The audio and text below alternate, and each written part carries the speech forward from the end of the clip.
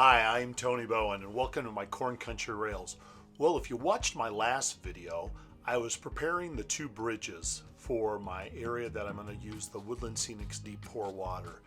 And the bridges were painted, weathered up, and now it's time to pull those bridges out, get ready to pour the deep pour water, and try to complete this area as far as the water goes. So I hope you'll stick with me and watch how I complete this area as far as the deep pour water goes. So once again, it's time to clear off the bridge. So moving the vehicles out of the way. The road bridge comes out pretty easy. I'm going to keep that handy because obviously when I pour the water, that bridge is going to need to go right back in. The railroad bridge, just scoot the rail joiners up.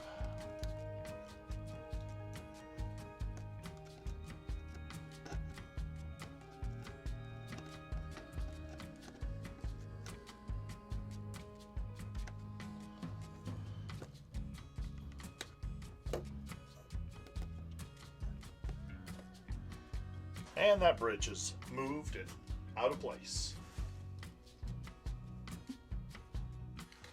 Alright, for getting started, I covered this a couple months ago, so I don't want to go as explicit as I did last time, but with the deep pour water, you essentially have the Murky that I'm going with.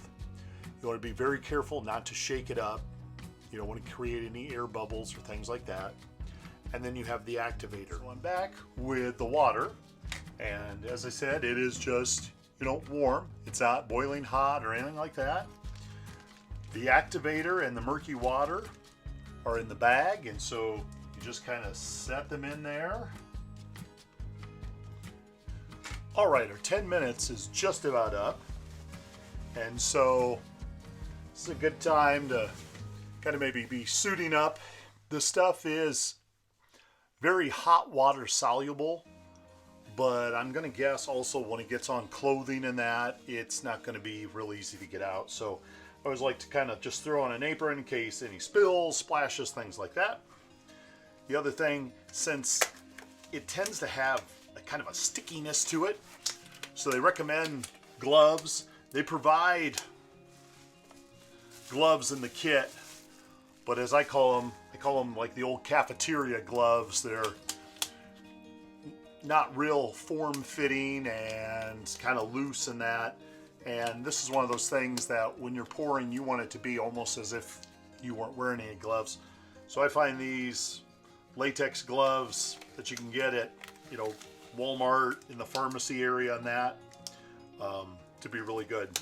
I think I buy them, I don't know if there's 100 or 50 in a box, but they're nice for spray painting, like when I'm airbrushing and that. They're also good for this as well. So anyway, we'll take this out. So here's the Murky water. Here's the activator. And the bag. I can pretty much reuse the bag again. Since I'll be pouring or making another mixture here in about 4 hours.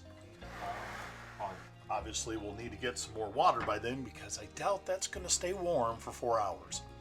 And the nice thing with the activator is they just say if you can kind of just lightly, kind of shake it up a little bit, make sure that warmth has gotten all the way through the bottle, so that there's some areas there in the center that aren't quite warm, that they've gotten that kind of warmth around it.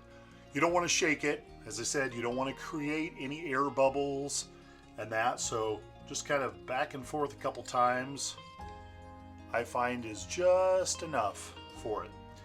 The Murky water itself, it's very thick. It's got a lot of viscous to it. It has a tendency when you pour it that it domes, and so you always want to, maybe if you weren't using the whole bottle like I am, if you were only using a few ounces or something like that, you might want to pour it, let it rest, because with it domes, it kind of stays that way, but because it's slow moving, then it slowly will self-level, and then you can kind of precisely see where you're at in that. So the activator, on the other hand, it's very runny. You don't need to do any shaking for that. If anything, that's the one when you pour the cap off it, you want to make sure that you're real close because it could easily overshoot because it comes out so runny in that. So anyway, well, I think with the Murky, I'm ready to go ahead and pour. And so knowing that I'm going to use all of it, I can literally just kind of dump it until it's gone, or until it's empty, I should say. I don't want to pour it too fast in that I don't want to create that kind of gulping air bubble effect. So instead, it's just going to be kind of a steady stream as it's coming out of the bottle. There, most of it is out, so I can probably start tipping it so it's upside down now. You'll just let it run, because it does kind of like ketchup, or that there's some in the sides that's slowly running down. So that bottle is garbage. And so now we have the activator. And as I said, the activator is really runny, so you want to be real careful when you take the lid off that you've got it right there, and pour.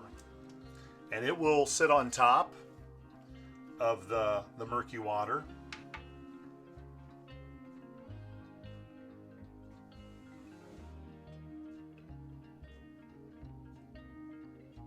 So it comes out of there pretty fast. And there's not near the wait time for the dripping or anything like that. All of that liquid comes out.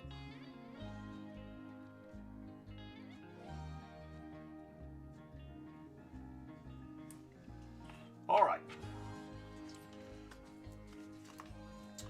So now the big thing is they give you the tongue depressors, and you want to stir, but not real vigorous. You don't want to create those air bubbles, but kind of down the sides and up the center and that, and just kind of slow motion mixing in that. You want to make sure that you're pulling in the stuff from the sides, the center, that everything is getting mixed in. And so you're going to basically stir for about 5 minutes. I have now stirred for that 5-minute little break. And so now it is time to let it rest for 5 minutes. So they say put something over the top of it. I'm just going to use the manual here. That way nothing gets in there. So unlike the last area I poured for the creek that was on the upper deck, and I had used this old plastic drop cloth just in case there would be any leaks. Heaven forbid there's no leaks, but there's always that chance. This is on the lower deck, and so the worst thing that could happen is if there would be a leak, it's going to hit the concrete floor. Well, the nice thing is on the concrete floor, if there'd be such a leak, I can scrape it up easily with a putty knife once it's fully dried in that.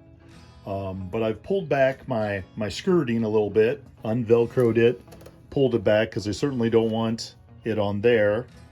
And if there would be anything that would come over the fascia, or I should say between the riverbank and underneath the fascia is what I'm more concerned about, that the tablecloth would get it. There's already kind of a natural lip here. I did that in my planning. And so, you know, it won't come right up to the edge, but I already made kind of a dam when I cut my fascia long ago in that. And then of course, everything is sealed off underneath the layout where the backdrop is. And I did what I call the light test, shut off all the lights in the train room, and then had a spotlight that I kind of shined in various areas right along the riverbank where it would meet up with the backdrop or the sides or the front. And I didn't see any leaking of light through. So that strategy worked when I poured the small creek a couple months ago on the upper deck. So I'm hoping it pays off as I get ready to pour this large area here. 5 minutes is up. So I'll take that off there. It's another 5-minute stir. Once again, try not to make air bubbles in that, but just in case things settled, you're just stirring it for that 5 minutes and then getting ready to pour, okay? So I'm gonna continue to keep stirring here for that 5 minutes. We'll move the tripod and camera over, and we'll get this first layer poured into the Big Bear Creek area. Here we go with the pour. I'm gonna apologize right now because I know when I get ready to pour, my elbows and stuff are gonna be in the way of the camera. I apologize for that, but I also want you to be very close to what's going in. So here is the Murky water, the first layer of it. And so that means in about 4 hours, I can come back and pour another layer. So over here, I have the boats, I have a dock, I have the fisherman with his line up there. Oops, I had the line up there. Let me move that again because I certainly don't want that to fall in before it's time.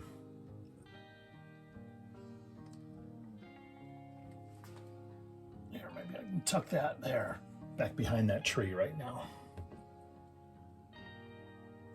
All right, so let's get ready to pour.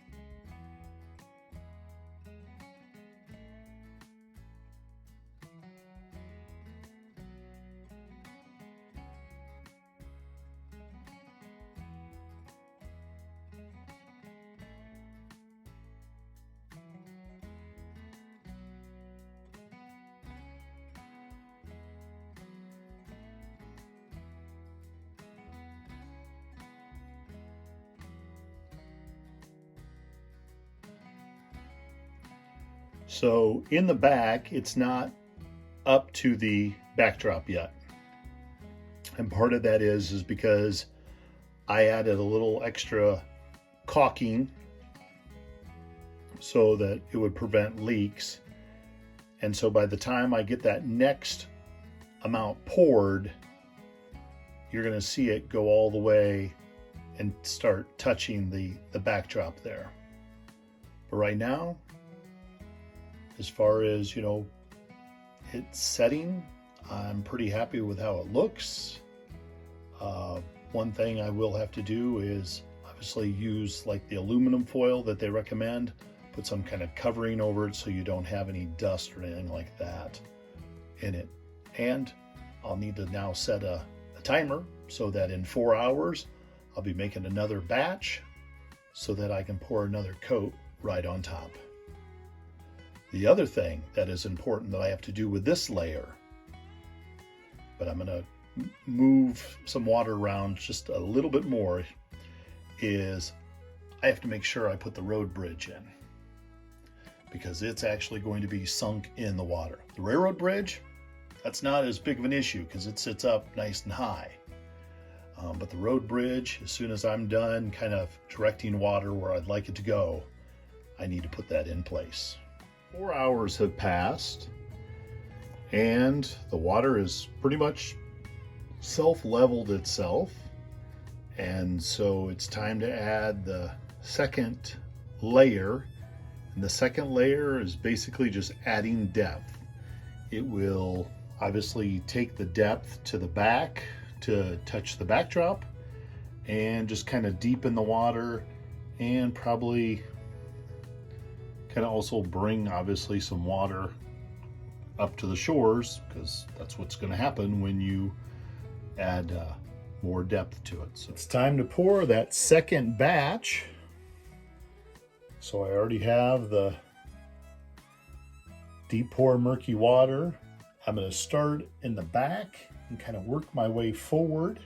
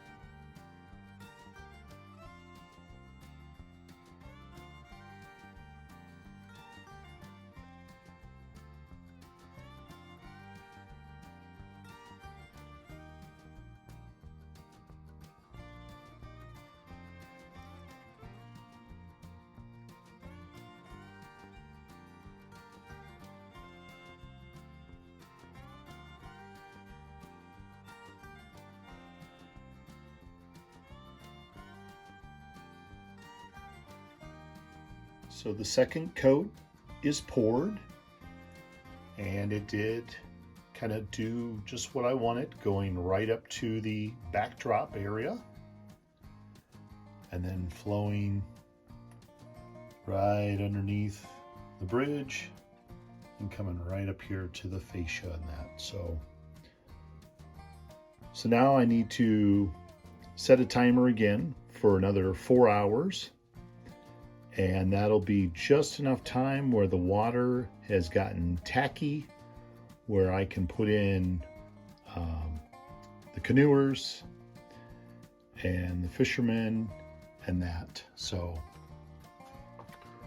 overall, I'm really pleased with the depth.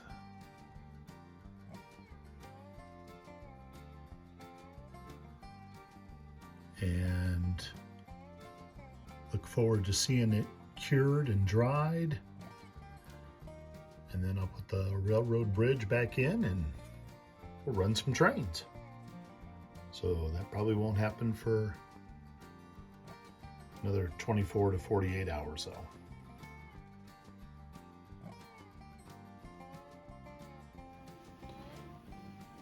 So there you have it. The water has been poured.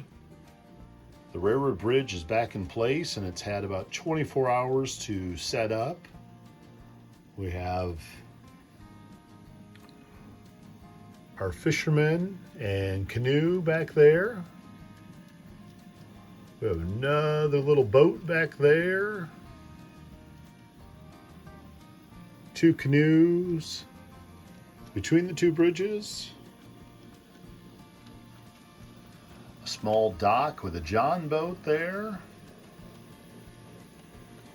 And with the railroad bridge back in place, things are back to business on the railroad.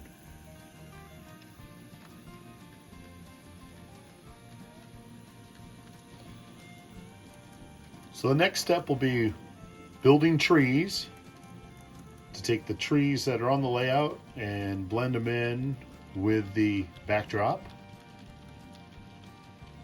And I need to do that for both areas where I have a water feature. And other than that, I think we can put this how-to series to an end once those trees are built. So thank you for watching. Please like it if you liked it.